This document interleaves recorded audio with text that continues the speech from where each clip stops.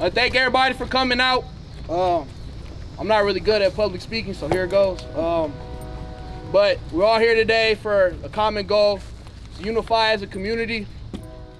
Kendrick Green, football offensive lineman here at the University of Illinois, originally from Peoria, Illinois. You go somewhere out of town that's not in Illinois, you tell somebody you're from Peoria, Illinois, they're, oh, so basically Chicago, right? Like, no, I'm not from Chicago.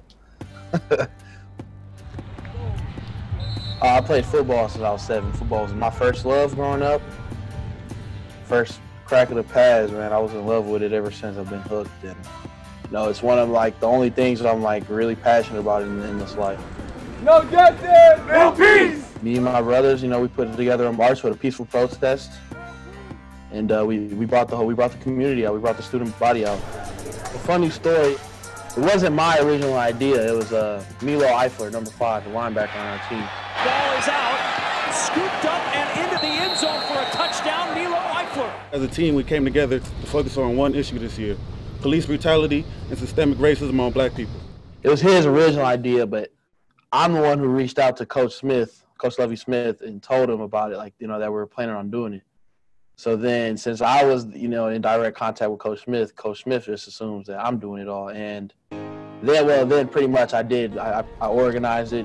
My fraternity brother's the chief of police here in Champaign, Illinois, Anthony Cobb, worked with me really well. We set it up. Social media is a huge platform for us to spread it. We did that, and it was a great turnout. He stands for real things, you know, and he has a heart. And I feel like when you're that type of person, you're extremely effective.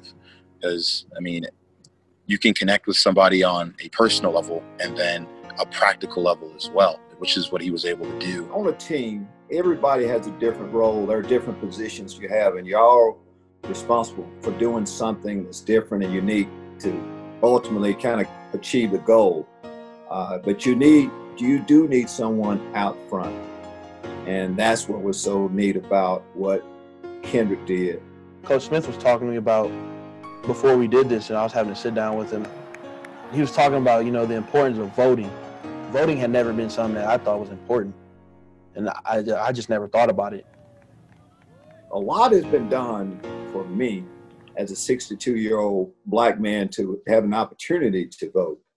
And for everybody else, even our young people now, again, for true change to happen, you have to vote. That's where real change starts, with policy.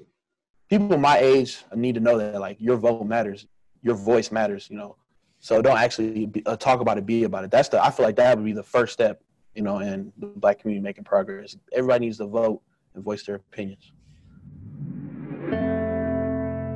I'm not gonna use names, but I've like had a teammate here at University of Illinois who was like asking me, because he just didn't understand, you know, this is like his first time being around minorities was when he got here, and he was like in the locker room with us every day, you know. And he's just like, you know, I don't really understand, like, why are things this way in the black community and stuff like that. And it wasn't him coming from a place where he was just like this is wrong. He genuinely wanted to know and understand.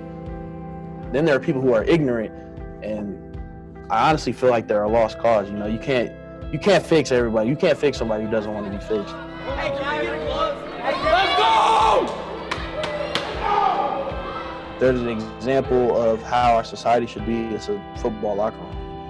Besides sports in general, where else do you find black guys, white guys, people with different colors who genuinely love each other at this level? Like, there's no question I'd do anything for any of my teammates, you know what I mean? And I feel like just in everyday society, you don't really have that. We pray for unity not only in this city, at this university, in our country. Progress would be the ability for us all to live together and live as a unit. That's no small feat at all. I feel like, you know, progress will come when ignorance is eliminated. That's what I would say.